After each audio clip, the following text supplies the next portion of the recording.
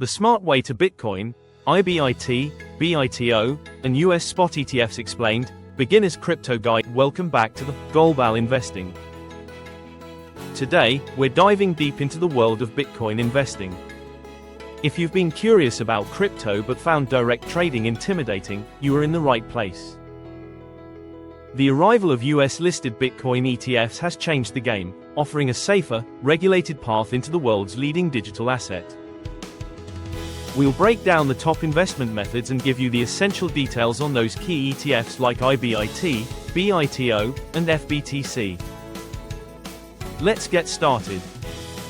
When it comes to putting your money into Bitcoin, you primarily have three main routes. First, you have direct investment.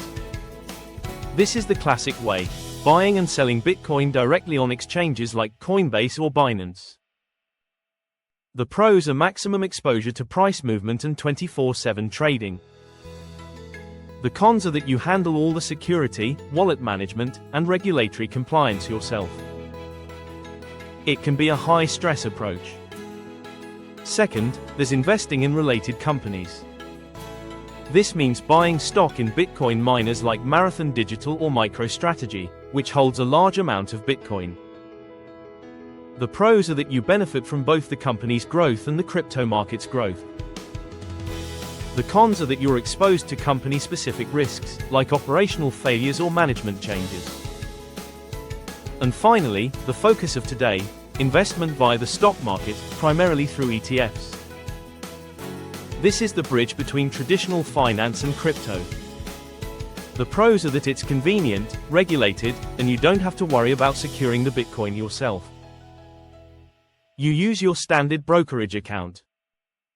The cons are that you pay an operating fee, known as the expense ratio. The big news of 2024 was the approval of spot Bitcoin ETFs in the US, creating a massive wave of options.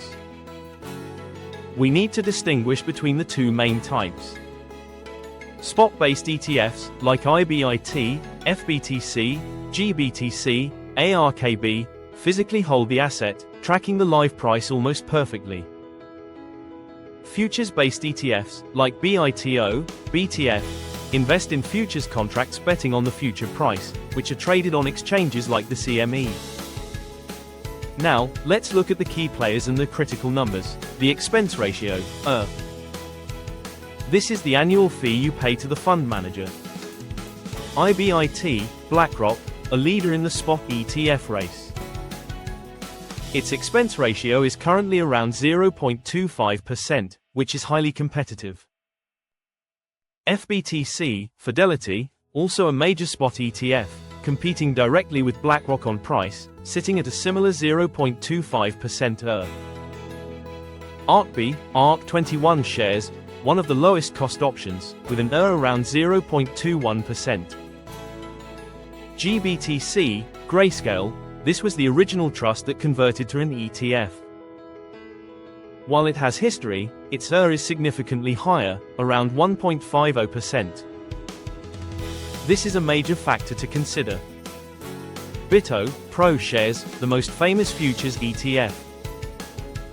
The fee is higher, close to 0.95%, partly due to the complexities of futures trading and the so-called rollover costs.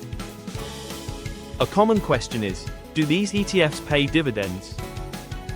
Or what we call distributions? The short answer is, generally, no. Spot ETFs are designed for capital appreciation. Your profit comes from the price of the ETF going up, reflecting Bitcoin's price rise. They don't generate the cash flow needed for regular dividends like stock or bond funds do. While futures ETFs like BITO might pay irregular distributions based on trading gains, this is not their primary focus or source of return. If you are looking for yield, Bitcoin ETFs are probably not the right vehicle. Before you click buy, remember two crucial things. Volatility, Bitcoin's price swings are legendary. You must be prepared for significant volatility. Only invest what you can truly afford to lose. And diversification, treat Bitcoin as a satellite holding, not the core of your portfolio. Financial experts often suggest keeping crypto exposure below 5–10% of your total assets. Bitcoin ETFs have lowered the barrier to entry, bringing institutional legitimacy and convenience to crypto investing. Whether you choose the low fees of an IBIT or FBTC, or prefer the futures exposure of BITO, make sure you understand the underlying asset and the fees. That's all for today's deep dive. If you found this information helpful, please like this video and subscribe to your podcast name for more actionable financial insights. Happy investing, and we'll catch you next time.